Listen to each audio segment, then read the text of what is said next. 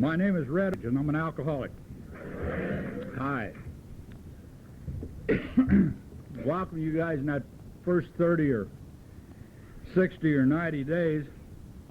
Congratulations to those birthday people. You know, if you don't believe what you hear from these podiums tonight, you can't deny what you see. You guys have been sober a day at a time for quite some time. There's no way in the world that I'd ever try to stand up here at a podium and tell anybody in this audience whether they're alcoholic or not. I don't believe I'm qualified to do that. However, if you happen to start identifying with some of these innermost feelings that I'm going to be talking about, some of these symptoms of this terminal disease that I have, I'd sure as hell pay attention. Because what we're dealing with here is a terminal disease. Just roll that over your tongue a couple of times. That's got kind of a final ring to it. Means that if you continue to use and abuse the mind-altering drug alcohol, and don't let anybody ever kid you that alcohol is not a drug. Alcohol falls right in the drug category with the ethers and the anesthetics. It's one of the oldest known drugs to man, and it's probably been used and abused by a man longer than any other drug, and it's probably killed more men and women than any other drug. I used and abused it over a period of time, regardless of how long it took, until I actually broke my tolerance to it. If you're new and you're wondering why alcohol's been giving you so much trouble physically, it's because you become allergic to the drug alcohol. When old Red drinks alcohol, I break out in spots. Spots like Acapulco, Las Vegas.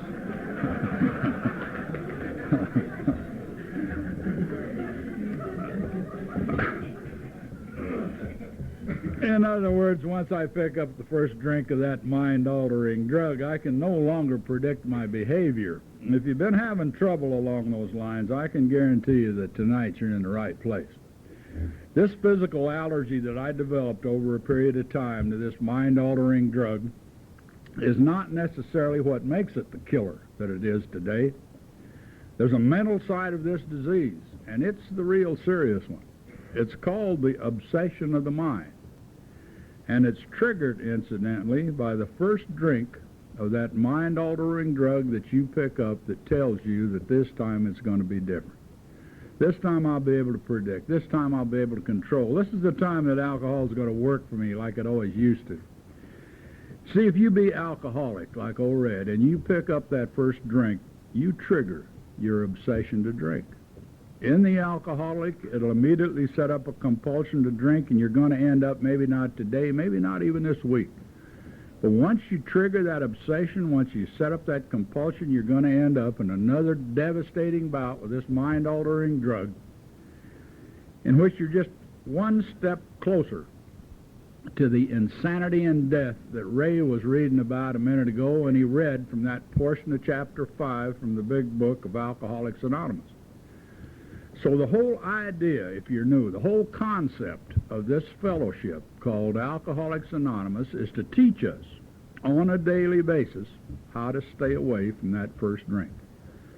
You know, the first 100 guys and a gal that were on this fellowship that were able to do this successfully a day at a time for a year got together and they wrote down what they had done. They called it the Big Book of Alcoholics Anonymous. I gotta believe that that first 100 guys and a gal must have been spiritually led. Because over a period of the last 25 years that Red's been sober a day at a time, I have never found myself in a situation that I couldn't find the solution to in that Big Book of Alcoholics Anonymous before it was necessary for me to go out there and pick up that first drink. And almost all the answers come in those 12 suggested steps that you heard Ray read a minute ago. If you were listening when he read them, they are the suggested steps to recovery used by that first 100 guys and the gal that were able to stay sober a day at a time for a year. They are suggested steps to recovery, but I can guarantee you that there's not a guy or a gal in a room like this tonight with any length of sobriety at all that ever had them just suggested to them. You're going to have to take them. You're going to have to do the best you can with them on a daily basis for the rest of your life if you want to become a survivor. Take a look around you in a room like this tonight, and what you see are the survivors of a terminal disease, a disease from which there is no cure, a progressive disease that's going to continue to get worse for the rest of your life, whether you drink or not. If you wonder why Red's standing up here tonight still yapping about the same old thing after going on 25 years of sobriety, it's because it's a hell of a lot more important for me to stay sober today than when I was in that first 30 or 60 or 90 days. Because you see, my disease has continued to progress. I had a very dear friend with 22 years try it not too long ago. That lady started to drink at 10 in the morning, and by 4 that afternoon she was dead. This is the progression of the disease called alcoholism. I said a minute ago, regardless of how long it took. I say that from podiums around this basin anymore because as I look at these audiences, they keep getting younger on me all the time. I think maybe it's because I'm getting so damned old, I don't know. But I know a lot of times I think youth thinks they got here too soon. If you're thinking like that, my God, forget it. The average age of death today of the guy or the gal with a disease called alcoholism is now to 37. Take a look around you. You see a lot of us old jokers still staggering around, so you know how many kids have got to be dying to bring it down to anything like that. It's not extraordinary anymore at all for somebody to go through the gates of insanity and death before their 16th birthday. Coupled with some of that crap that's out there on the street tonight pushing this progression along, it's not hard to pack 20 years of hard drinking into 4 or 5. So if you are in a room like this tonight, for God's sake, try to pay attention to some of these symptoms I'm talking about, some of these innermost feelings. And maybe, just maybe, you might save yourself a lot of hell right here on earth. I'll get off of this bleeding deacon kick and qualify myself as an alcoholic. I really didn't do that much drinking at an early age. I had an obsession. I wanted to fly. I wanted to fly the biggest and the fastest airplanes that were ever built. I really had a drawback. I was born back in what they called the Depression years. I know a lot of you aren't old enough to remember them. I have a feeling you might have had a little touch of them the last 7 or 8, but, you know, things were tough. I knew my chances of getting to do something like this were slim. I started investigating. It seemed to be my only chance. It'd have to be the military. Except back in those days, we didn't have an Air Force, per se. Part of what was called the old Army Air Corps. I found to even get into it, I was going to have 2 years of college and a senatorial appointment to get into the academy. I was born in Colorado, a little town called Fort Collins, just north of Denver. I started out with this goal in mind. I knew the money wasn't going to be there for that college education due to the times, and I was no great student, but I was a big kid. I figured I could do it athletically. I stayed clean all the way through high school. I was out for football and basketball. I won my football scholarship to Colorado State University. I wangled my 2 years of college that way. Got my senatorial appointment, and they sent me to what was then called Randolph Field, which was the old Army Air Corps Academy. And they kept me awful busy for the rest of my training. And through that period of my life, booze was no problem. I just didn't use it. I graduated as a second lieutenant back in the old Army Air Corps just prior to us getting into World War II. I see a few guys sitting out there tonight can probably remember how unprepared we were for that hassle. You know, our dads were supposed to fought one to end them all, and Congress had never seen too fit to appropriate the kind of a show that we've got today. We got tossed into that North African campaign over there against a bunch of guys that had been sitting there practicing for about 3 years, and they'd got pretty damn good at what they were doing. We were strictly undertrained and for sure under airplane. I found myself in a situation on that first tour in which a lot of times we were putting up 25 against 200, and we were getting the hell kicked out of us. I came back off of one of those raids very early on that first tour. That particular day, we only got 8 back out of the 25. Now, I think a lot of you in rooms like this can identify with adrenaline. Mother Nature's drug. the one that gets you through tight spots. You know, you can psych yourself up before a football game. You can psych yourself up to almost anything if you can get that adrenaline really going. I'd been in a nothing but an adrenaline situation that day for 6 hours. I was standing in a room about like this, waiting to go in to talk to the interrogators about what had happened. And old Red was shaking. I was shaking in every bone in my body. Now, I wasn't too worried about adrenaline shakes. I'd had them before. You stand there and wait for that football to come down at that 250-pound lineman about to nail you, and you'll quiver. I don't give a damn who you are. But you get in the game and you get it going, and I knew I'd get it going again. But this flight surgeon standing there looking at me wasn't that sure. He says, "What's the matter, Red?" And I said, "Nothing, I'll be all right." He looked at me for a few minutes, and he says, "Young man, I got just what you need." I had never paid too much attention to that medicinal table that they had set up there in operations. On it, they had about a half a dozen open fifths of what they call medicinal whiskey.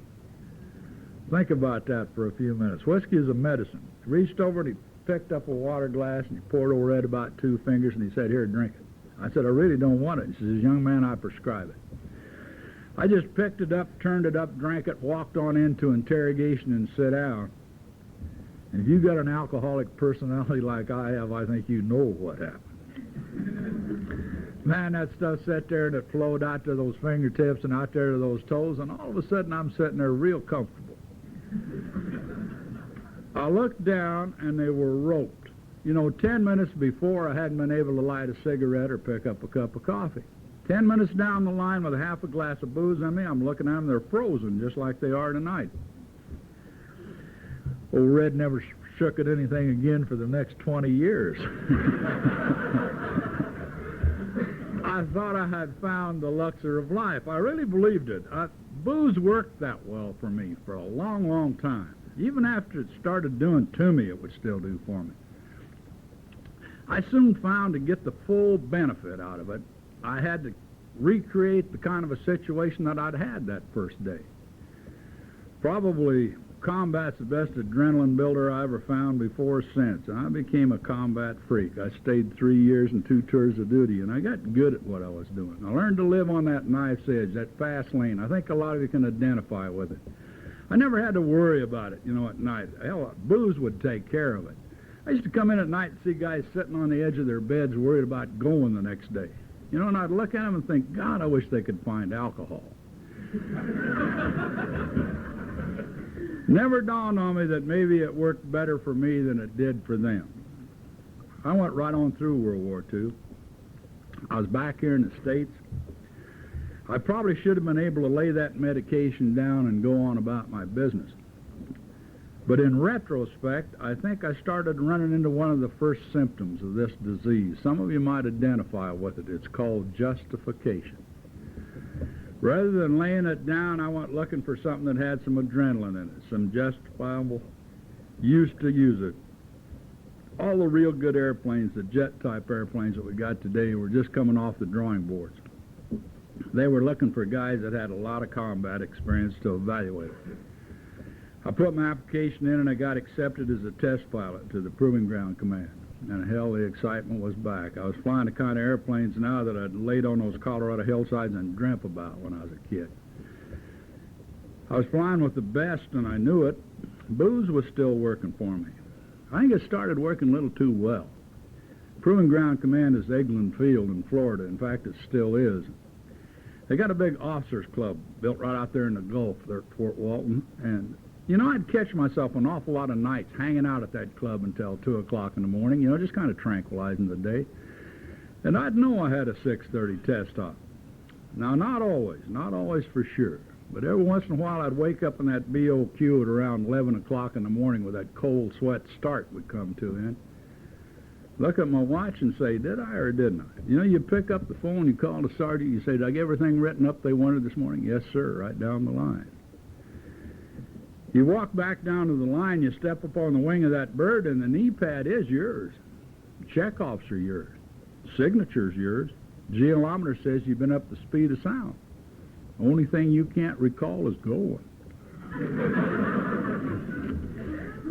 I know it's happened to you. You step out there on that porch in the morning, you look at that car sitting in the driveway, you say, how did it get home last night? It's called blackout. The overuse and abuse of the mind-altering drug alcohol to the point that it blacks out the conscious mind. Now, if you've got any coordination at all, you're going to get by with a hell of a lot of it. Hell, I've seen guys go for a week in a blackout, and you'd never see them stagger. Yet they had no conception of where they were or what they were doing. It should just scare the living hell out of an alcoholic, and I don't believe I've ever found one that it bothered too much. We write her off of the idea that, God, I must have had a good time last night. And we go right on through those stop signs. In the occupation that I was in, I knew it wasn't what I was looking for. I started my first feeble attempts, I guess, at control. I'd always been a binge drinker at the end of the day. I figured if I was going to exercise any control at all, I had to string it out over a longer period of time. I think this is how an awful lot of us become daily drinkers. I think what I became over a long period of my life is what I like to refer to as a functioning drunk. I gave up binge-type drinking, but I sure as hell didn't give up drinking. I used it all the time. Most of the real good airplanes I'd wanted to test were off the drawing board anyway. I was looking for something maybe had a little more kick to it. As usual, the Air Force come up with it. We found out we'd let way too many guys out right after World War II. They started a big recruiting campaign to get the key personnel to come back. One of the promotional aspects they come up with was organization of what's still known today as the Air Force Demonstration Team. Probably most of you have seen that team at one air show or another around the country. You don't get sentenced to that team, you volunteer for it. You got to have the qualifications. I was lucky enough to have them, and I did get accepted. Now, it's not all fun and games. You practice at it 4.5 days a week. You fly 32 air shows around the country a year. But it's an adrenaline-building son of a gun. I was back flying with the best again, and I knew it. Booze was still working for me. I think I started running into another symptom about this time, though. Some of you might identify with it. It's called hangover. God, I have never found, and this is before or since, a worse place to shake a hangover than an aerobatic formation. You just think about it for a few minutes. You walk out there in the morning, you crawl in that damn cockpit, and that canopy starts down over you, you're trapped. There's no way in the world you're going to stop at a corner tavern. That's for damn sure. You hook that oxygen mask across your face, and you can no longer become ill.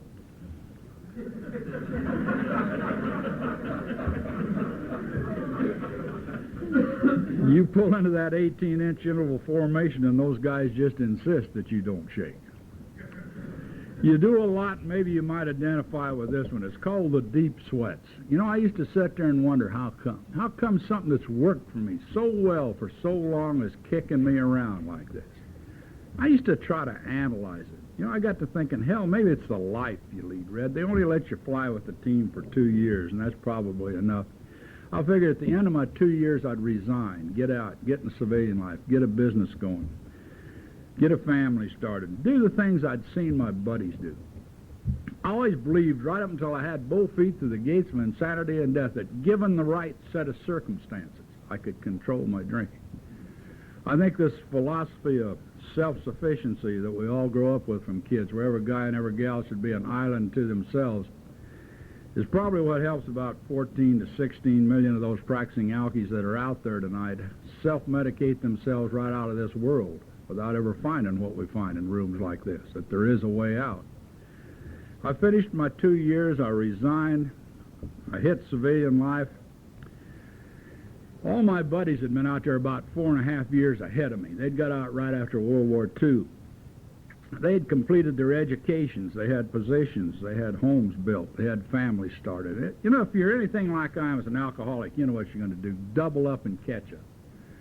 And this is the way I hit civilian life. I went into business, I built a tri-level home, I got the family started. The business I went into was immediately successful. In fact, it's the same kind of business I'm still in today. You guys contributed an awful lot to it in your drinking careers. It's called the auto body business.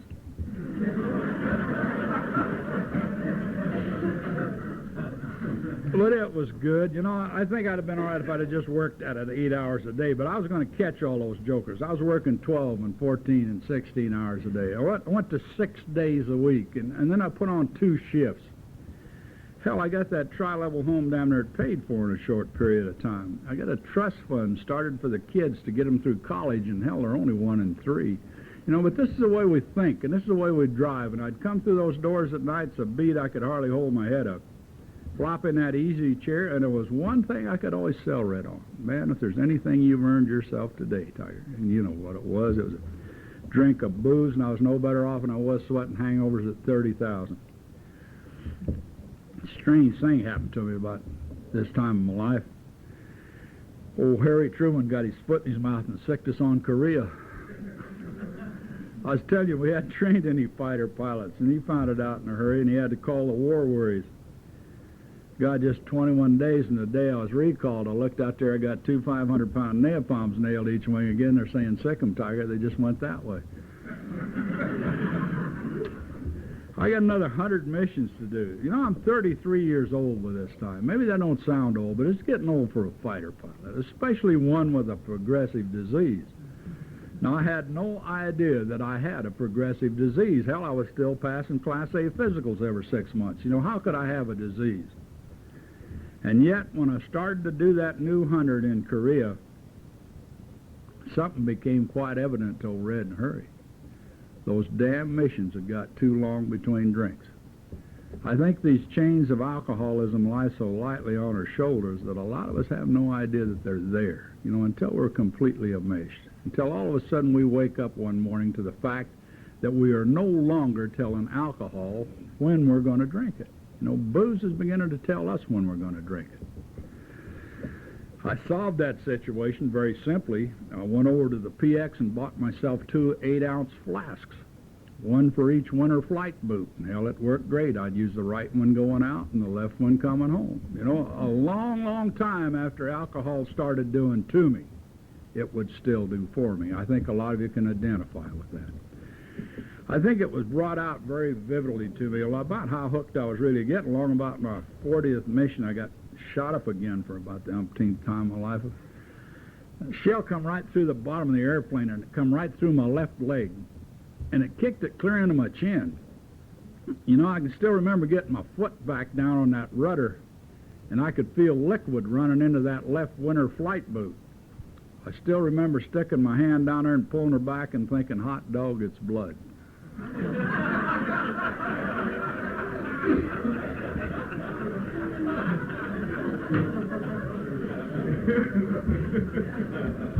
Thought they'd shot my coming home jug. That's what I thought. I don't know whether you guys been shot up or not, but it'll put you in shock almost immediately. And if you're hooked on a drug, it'll put you in withdrawal that fast, too. And I had damn near an hour to get home. I was damn glad to find that medication still intact. I finished my 100. I got back here to the States. You know, I got to thinking, maybe there's someplace, Red, you could get yourself a flying job someplace far enough away from alcohol. Maybe there's someplace you can get in this world where it's not so readily available. I started looking for that new assignment, and they were just starting to build the radar sites up across the Arctic Circle. I went north. If any of you guys are thinking about that, my God, forget it. I spent a year in Thule, Greenland, where the warmest day we had was 23 below. So cold weather won't do it. You know, it just won't do it. I remember coming down to Harmon, that big Seagram's distillery there in Newfoundland. I volunteered to come down and pick up the monthly ration of booze for that base up there. Thule's only 450 miles from the North Pole. I came down in a twin-engine airplane that afternoon, loaded her clear down with those big old 40-ounce Canadian jugs of that CC and VO. Started back up there that night, and I got in one of the damnedest Arctic storms I was ever in, and I lost an engine. And it was one of those nights I called Air Sea Rescue, and those bastards wouldn't even come out. I fought her all night, and I got into Thule just at Arctic dawn, and the whole base was down there to meet me. I got to thinking, isn't it great they're that worried about old Red? Hell, I rolled back that window, and the first thing they asked me is, "You didn't salvo that load, did you?" It never even crossed my mind.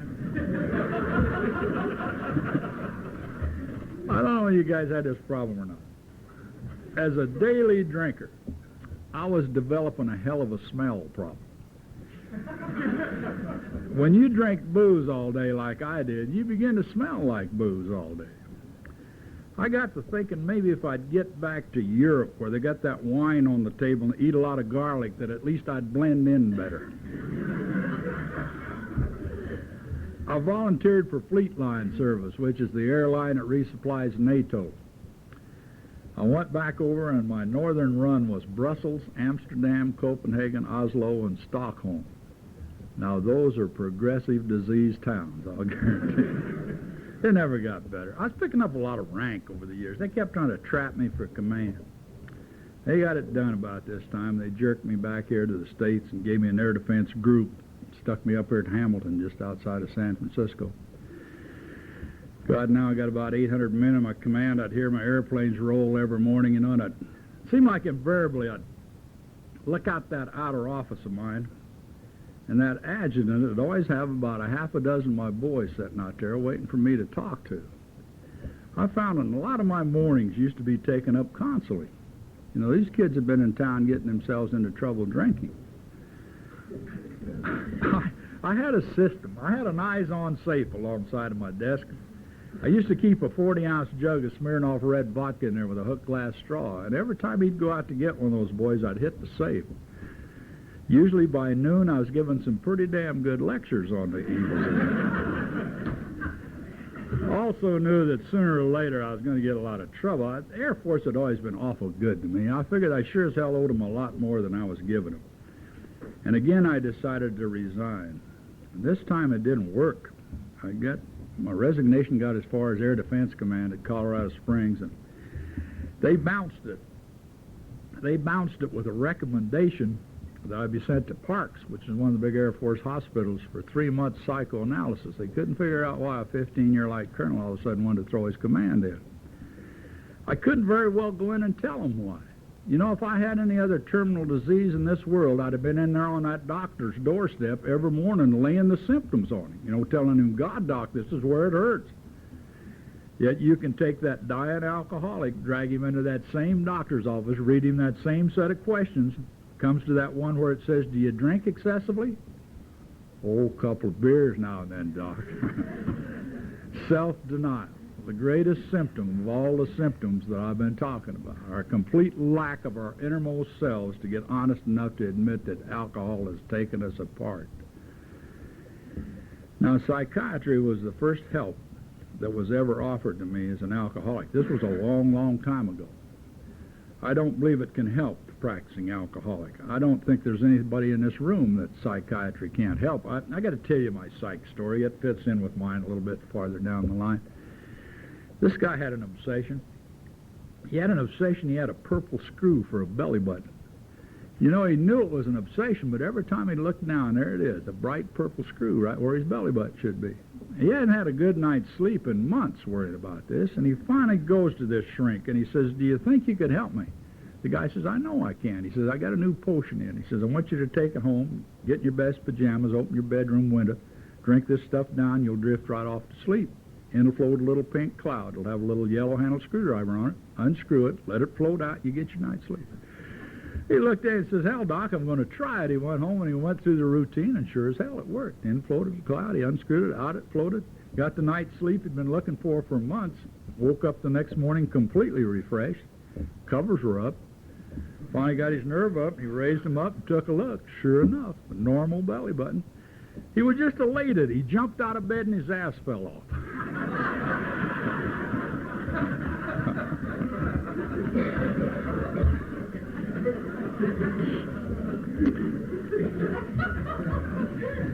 The reason I tell you this story is it's exactly the way that psychiatry worked for old Red.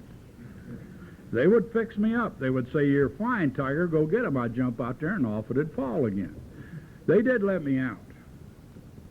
Families long since got tired of my shenanigans and been on their way. My folks had moved out here to California, and they'd been pretty successful. They had a big home over there on top of Palo Verde Hills over there behind San Pedro down in the basin. I figured I'll get up there in that big den with that boob tube and that beautiful view of Los Angeles Harbor. I'm going to kick back, all the pressures are off, and I'm going to get a handle on this drink. I lasted about 2 weeks up there, and I was going out of my gourd. There was one of those big wooden globes sitting in that den, one of those Columbus-type globes. You know, I kept looking at that thing and thinking, you know, maybe, Red, you've never taken a true geographic. I'd always been around guys that could cover for me, guys that had flown combat or gone to school with. I figured if I'd get someplace in this world far enough away from anybody that knew me, I'd have to do it on my own. I run my finger up over the meridian to see what was on the other side of the world from Palo Verde. If you want to try it, it's Addis Ababa, Ethiopia. 1 month later, I was flying captain on Ethiopian Airlines. Halfway around the world again. Nobody knows Red. All he knows is he's got lots of flying time and he's qualified. I gave it my best shot. I don't know whether any of you guys tried white-knuckle sobriety or not, but I stayed sober a year on guts. If you're thinking about it, my God, forget it. It was the most miserable damn year I ever spent in my life, before or since. There wasn't a waking moment in that year that I didn't want to drink. You know, I'd wake up in the middle of the night, I'd have to go down to the kitchen and pour myself one, set it on a table and sweat it. Not drink it. Prove yourself you got guts enough to leave it alone, Red. I'd go to a movie and I'd have to get up in the middle of it and go to the bar and have the bartender pour me one. Not drink it. Sit there and sweat it. That's the way I went through that year. At the end of it, I figured, well, there's one thing you proved, Tiger. At least you're not an alcoholic. I went out to celebrate. It was my last fight. I don't remember fighting after that. You come up that hill, so gradually hit that level off period, and you finally get over on the backside of that alcoholic curve. And I'll guarantee you, once you're on the backside of that curve, you're going to start donating to the pot to reserve your right to use this drug. Usually jobs, securities, homes, things that we've worked hard for most of our lives. All of a sudden we'll find ourselves donating them to the pot to reserve a right to use this drug. Families, loved ones, people that stuck by us through hell and high water, all of a sudden we're dumping them. Got to get them in the pot to reserve our right to use this drug. If you want to hang out there as long as Red did, you're going to get things like integrity, self-respect, anything that means anything to you. You got to toss in that pot. I used to look down and say, if I ever got like that joker, I'd quit. You know, and pretty soon I'd be just like him, and I'd say, I mean that one down there. And down that hill I went. It wasn't too many years before I couldn't hold down an airline job. My reputation was beginning to precede me. In Africa about this time, most of those colonial powers were going independent. I found there was a hell of a demand for the kind of flying I'd been doing most of my life. All of a sudden I found old Red shooting at people for money. You know, this has a funny effect on your insides. I'd always had at least principles to fight for through a couple of wars. Now I'm just sitting out there shooting at guys to support a habit that I don't seem to be able to do anything about. There's a lot of other pressures that can be put on practicing alcoholics. You know, I told you I'd been CO of an air defense group that had helped build a radar sites. I'd had a top secret clearance most of my life. All of a sudden now I'm flying for a foreign government. You hear things like OSI and CIA, you don't think too much about it, but those bastards are out there. And they can give a practicing alkie fits. They know who's paying you, they know how much, they know where you're banking it, they're opening your mail. Maintenance isn't worth a damn, you don't want to get shot down in that part of the world. All these pressures are building. And I'm doing the one thing that's always stood me in good stead. I'm pumping that flit and it's going crazy. In fact, it got so bad that they finally quit hiring me for that kind of stuff.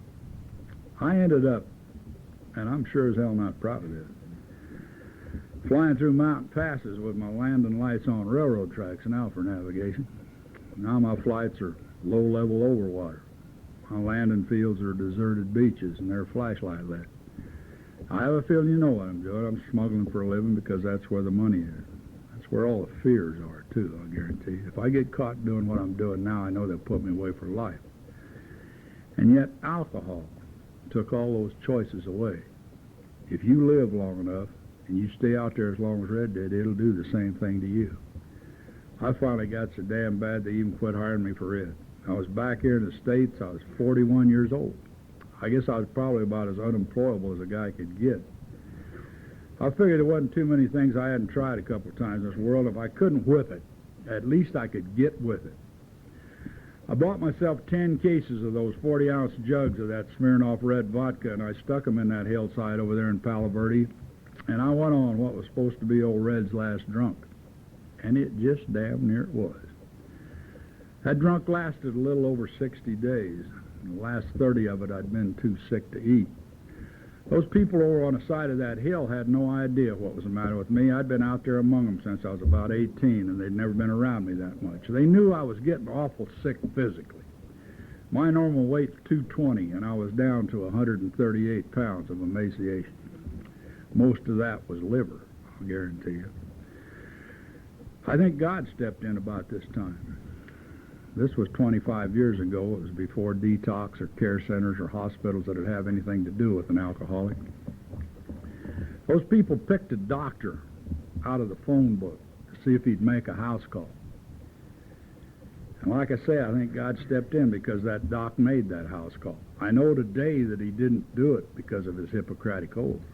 They happened to pick one that's a member of a fellowship called Alcoholics Anonymous. He recognized those symptoms. He made the house call, told those people what I was up against, said he'd seen some amazing recovery on a program that he himself was on.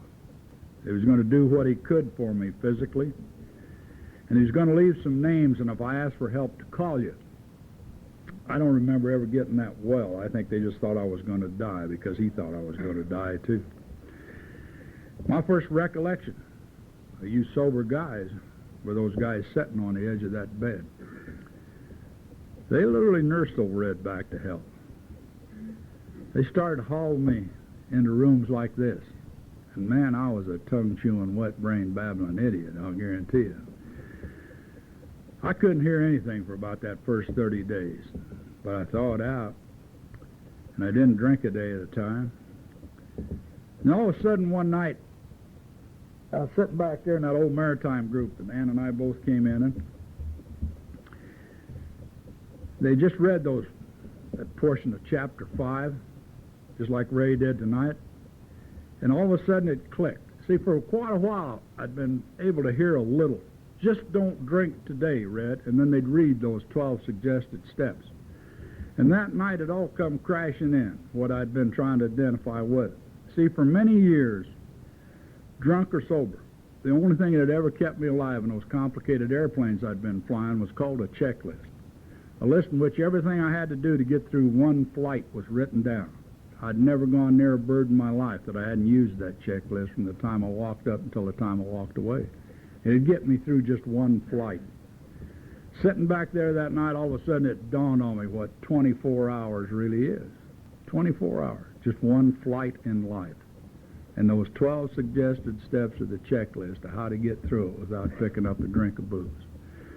I've been using that 12-step checklist on a daily basis now for the last going on 25 years. I've never found it necessary to go out there and pick up another drink of alcohol, tranquilizing, sedating, elevating pill. I haven't had to smoke any funny grass. I've probably been as close to chemically free as a guy can stay in this modern world. And I owe it all to you guys. See, on my own, I'd given it my best shot, and I'd never scratched the surface. Everything I've been talking about tonight, I've learned in rooms like this. You got your hand up tonight and you said, my name is Red and I'm an alcoholic, and you're new on this program. You pretty well got that number one step nailed. That's what we're talking about. We admit that we are powerless over alcohol, that our lives are unmanageable. And that's just about what you're able to do when you stand up in front of a bunch of your peers and say, my name is Red and I'm an alcoholic. If you're anything like I was, though, when you hit that step number 2, that thing will just shake the living hell out of you. There's a real inference in that step. You know, before I take it, I've got to admit I'm nuts. I got to admit I had to be. Where else would you find a guy completely allergic to a drug that if he continued to use it was going to kill him, that went out there and pumped it down a couple of fifths a day. You know, there's got to be all kind of insanity in us before we come through those doors. Don't let it shake you too much. I'm going to tell you my insanity story. It's about a guy about like I am. I do a lot of yapping from these podiums. By the time I get my shop closed in Long Beach and get out to Buena Park and change clothes and then get back up to the Valley or down to San Diego or places like I'm going all the time, I'm always driving like a son of a gun to get there in time. This guy was doing the same thing. He only had about 10 minutes to make this meeting he had to speak at. He was on the freeway. His off-ramp was coming up. He thought he had it nailed. He hit the off-ramp, got a couple of blocks down the street, and blew a tire. He went staggering off the side of the road, and he got out, and it's flat. And he thought, well, maybe I can still make it. He ran around, jerked his trunk open, got his spare out, jacked his car up, whipped the lug nuts off, put them in a hubcap behind him. Just setting his spare up, the car come whizzing along behind him, caught the edge of the hubcap, and flipped all his lug nuts right out in the weeds. And he's frantic. He's out there beating these damn weeds to death, and he can't find them, you know, and he knows he's going to be late, wringing his hands, and all of a sudden he heard a voice. He hadn't paid any attention where he'd rolled to a stop. He was parked right in front of an institution for the alcoholically insane. One of the inmates had been sitting up there on the fence watching all this, and he says, hey, mister. The guy says, I haven't got time to talk to you right now. He says, I'm in a hell of a hurry. The guy sitting up on the fence says, you know, I thought probably you were. He says, I've been watching you for quite a while. He says, hell, if I was in that big a hurry, he said, I'd take the other 3 hubcaps off and take a lug nut off of each wheel and put that thing on there and get going. The guy looked at him and says, oh, my God, that's the answer, isn't it? He says, how did you come up with that? I thought you were insane. And the guy says, well, I am, but that's no sign I'm stupid.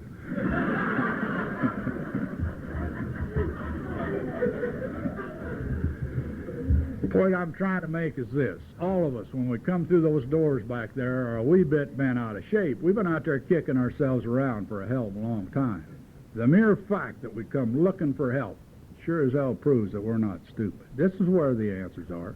Rooms like this, guys and gals sharing their experience, strength, and hope with each other, that we can solve this common problem. I hit that step number 3, and I have a feeling all of you know what happened. I run into that word God. I went running for my sponsor, and I said, is that the God they're talking about, man?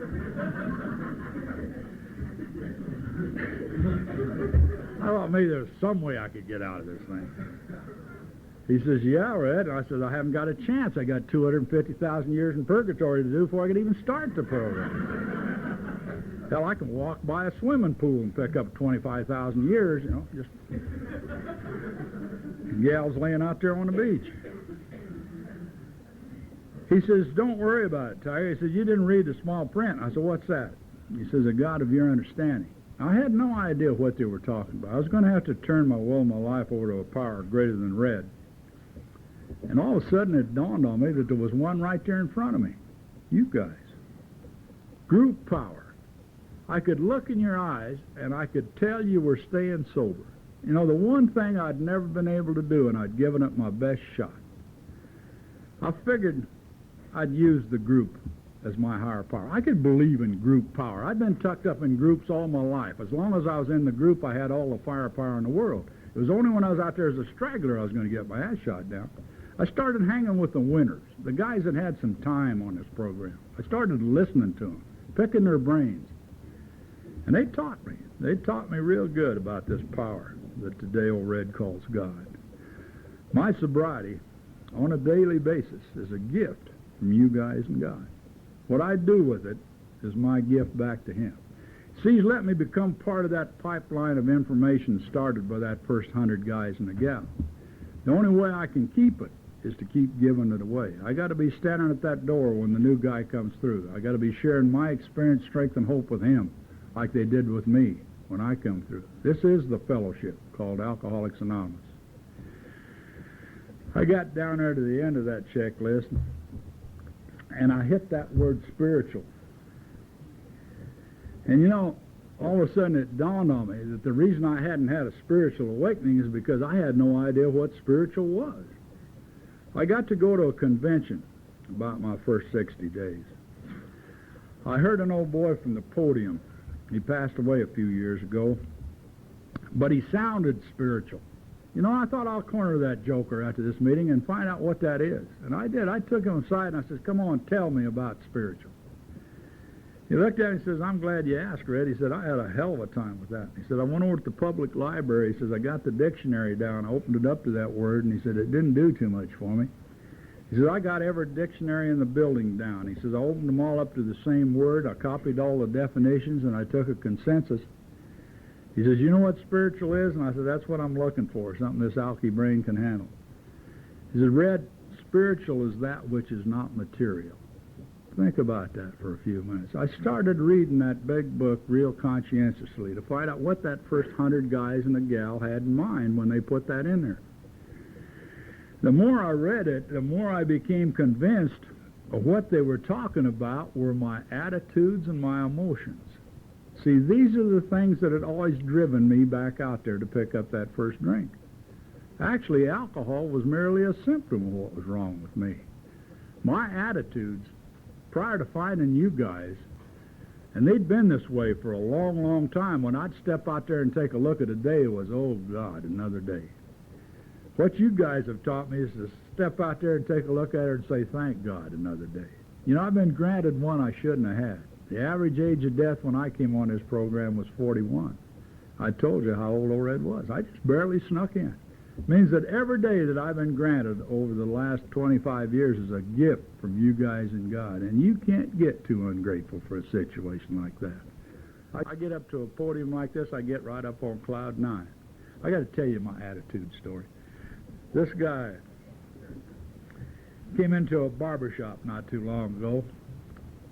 He was really on cloud 9. The barber got him in the chair, and he says, what are you so happy about? The guy says, I got a 747 reservation going to Rome. He says, I'm going over there and eat some of that good Italian food. He said, they even got an audience with the Pope. The barber looked at him, and he says, what's the matter with you, man? He says, that 747 is the roughest airplane in the sky. He says, you'll be airsick all the way over there. He says, you start eating that Italian food, and Montezuma's revenge is going to seem mild. He said, you know the Pope isn't going to have time for a commoner like you. Well, the guy had gone in there right on cloud 9. He came out after the haircut right down in the pits, you know, right where those norms usually drop me. He didn't see him for 30 days. All of a sudden, the guy come bouncing back in, and he's really out of sight this time. He got him back in the chair, and he says, what now? He says, I made that trip. He said, that 747 is the smoothest airplane in the sky. He says, there wasn't a ripple going over. He said, I gained 10 pounds eating that Italian food. He said, it was the best I ever had. He said, I even got my audience with the Pope. I got to kneel at his feet and kiss his ring, and he says, would you believe he even had a question for me? The barber looked at him and says, what could he have possibly asked you? He says, where did you get that lousy haircut?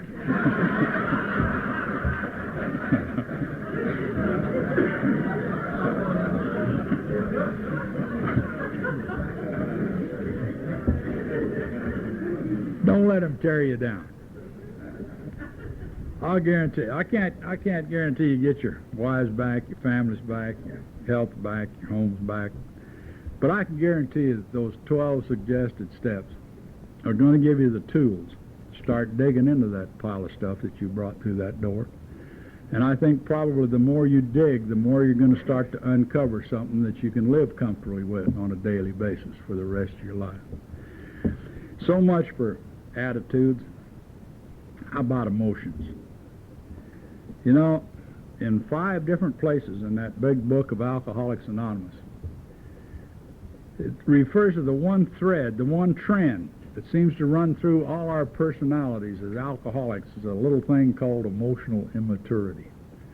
How in the hell could a 41-year-old fighter pilot be emotionally immature? You know, I had a hard time buying that in the beginning. I don't today, because over the last 25 years, it's the one character defect that I've probably had to work on the hardest. I looked up that word immaturity in the dictionary, and you know what it said? Childlike. My emotions had never grown up. It's brought out very vividly to me every Saturday morning down there in Buena Park, just like it was this morning, what they're talking about. Along about 9 o'clock every Saturday morning, there's a knock on old Red's front door. It's all the kids in the neighborhood gathered out there on my lawn wanting to know if I can come out and play. And I do. I have for a long, long time. Every once in a while, my wife comes to the door and they say, "Oh, it's Red's mother."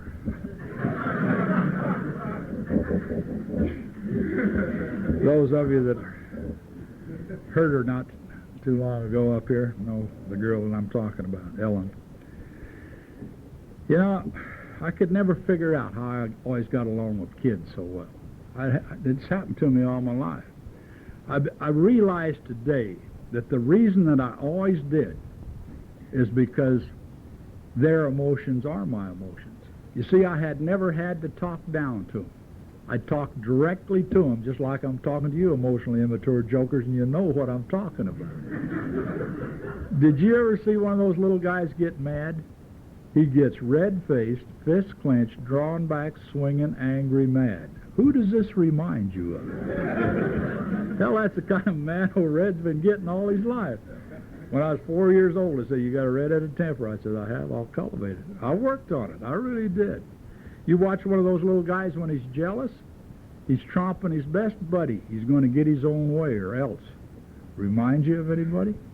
He'll pick up a resentment and he won't talk to the rest of us for the rest of the day. He's going to punish us. No wonder we identify so well in rooms like this. Hell, those kids and I have grown up together. Some of those kids that come knocking on that door are getting up around 21, 22, 23, just like I am. And kids that used to put their wheels back on their skateboards, now I'm helping port and relieve their automobiles. And we still got a good thing going. And when they get in trouble with that crap that's out there on the street tonight, they've known where to bring their buddies. And we've had a lot of luck in that direction. You know, I'd have missed all this. I'd have missed it all if it hadn't been for you guys. I still have a little trouble with this program. I seem to get it right the second time. You know, I think it's probably still the difference between God's will and Red's will that gets mixed up in there all the time. I heard a story over in Vegas I got to share with you. It kind of illustrates what I'm talking about. This guy must have been an alkie. He'd been out of work all during that slow period we'd had. Finally got himself a good job in a supermarket in the produce department. He's keeping all the lettuce and tomatoes and vegetables and all that stuff laid out and wet down and looking good.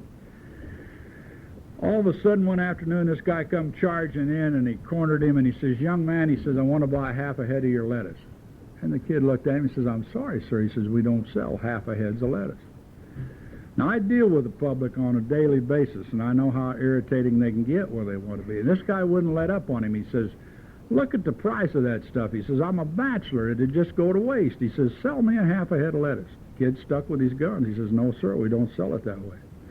He wouldn't let up. He says, "Why don't you go back there and ask your store manager whether he'll sell me a half a head?" By this time, the kid is steaming, and I can understand those kind of emotions. You know, he goes charging back into that store manager's office. He says, "There's some half-ass character out here that wants to buy half a head of lettuce." He turned around, and the guy had walked in right behind him. He says, "And this gentleman here would like to buy the other half."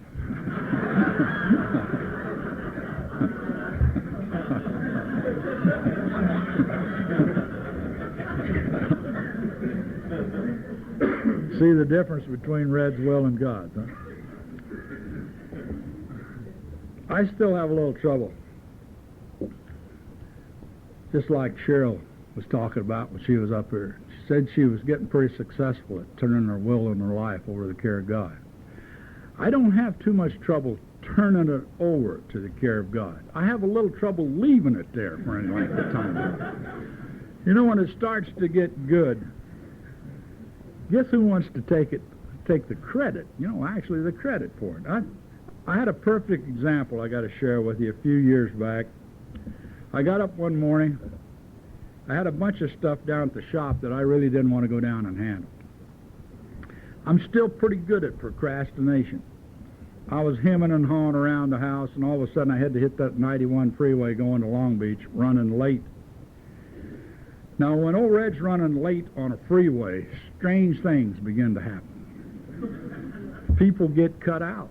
Horns get blown. Fingers get given. You know, I'm building a head of steam, and I haven't even got to work yet. Whenever I start to act that way, that old monster inside of me, that one that used to whip me right over there to that corner tavern, begins to lash. and I got to run that checklist, and man, I hit that turn it over button, and it's froze in the down position. I haven't turned anything over. I talked to God just like I'm talking to you guys, and I said, okay, sir, I'll just go down and do the footwork. You handle it. I got down there that morning.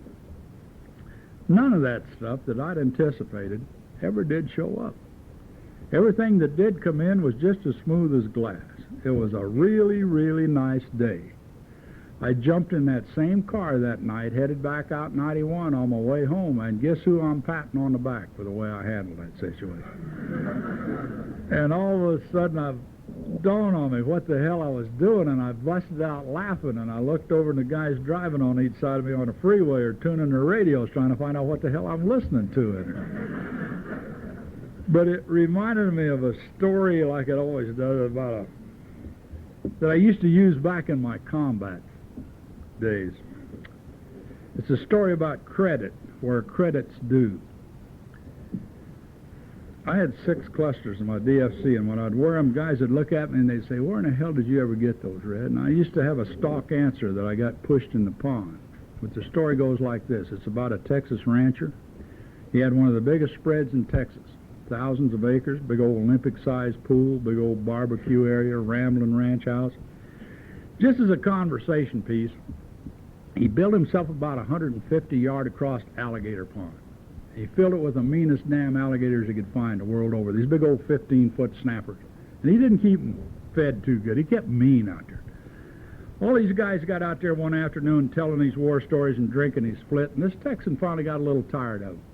He says, I'll tell you what I'll do. He says, any of you guys really want to prove your courage? He says, anybody will go down there and swim across that alligator pond, I'll give you my daughter's hand in marriage, $1 million, or a ranch like mine. And he figured no takers. He no more turned his back, and he hears all this excitement. He turned around, and here this guy is swimming out across that pond, and he is moving out. He's leaving a rooster tail. He made it. Texan ran around, helped him out. He says, I've never seen such a display of courage. He says, I'll stick with my bargain. He says, imagine you want my daughter's hand. The guy shook his head, and he says, oh, no, sir. He says, I'm already married. Texan looked at him. He says, well, then it's got to be the $1 million. The guy shook his head. He says, no, sir. He says, I have an income for life. He looked at him. He says, well, then it's got to be the ranch like mine. The guy shook his head, and he says, no, sir. He says, my daddy left me one in his will. He looked at him, and he says, well, what do you want? He says, I want the name of that son of a bitch that pushed me in the pond.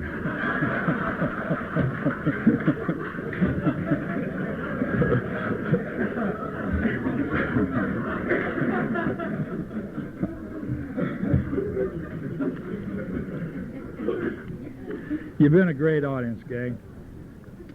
Ann told me I didn't have any more time. Just remember, we all got pushed into that pond of alcohol. Probably no human power could have ever got us out of there. God can, and He will, if He is sought. May you find Him now. May that power watch over us all a day at a time through the eternity of our spiritual existence.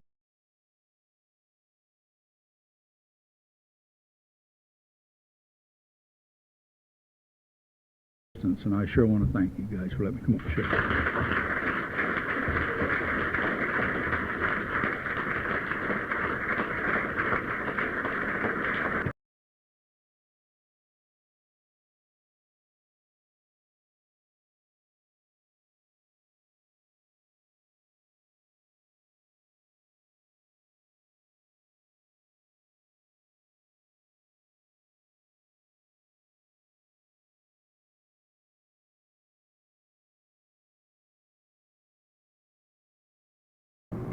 I'm jittery and alone. I couldn't do that, but you can. You forget that you've just not tapped a source of power much greater than yourself. And to duplicate with such backing what we have accomplished is only a matter of willingness, patience, and labor. Still, you may say, but I will not have the benefit of contact with you who write this book. We cannot be sure. God will determine that. So you must remember that your real reliance is always upon Him. He will show you how to create the fellowship you crave. Our book is meant to be suggestive only. We realize we know only a little. God will constantly disclose more to you and to us. Ask Him in your morning meditation what you can do each day for the man who is still sick. The answers will come if your own house is in order. But obviously, you cannot transmit something you haven't got. See to it that your relationship with Him is right, and great events will come to pass for you and countless others. This is the great fact for us. Abandon yourself to God as you understand God. Admit your faults to Him and to your fellows. Clear away the wreckage of your past. Give freely of what you find and join us. We shall be with you in the fellowship of the Spirit, and you will surely meet some of us as you trudge the road of happy destiny. May God bless you and keep you until then. Thank you, God, for all you have given me. Thank you, God, for all you've taken away. But thank you, God, for what you left me. Keep coming back.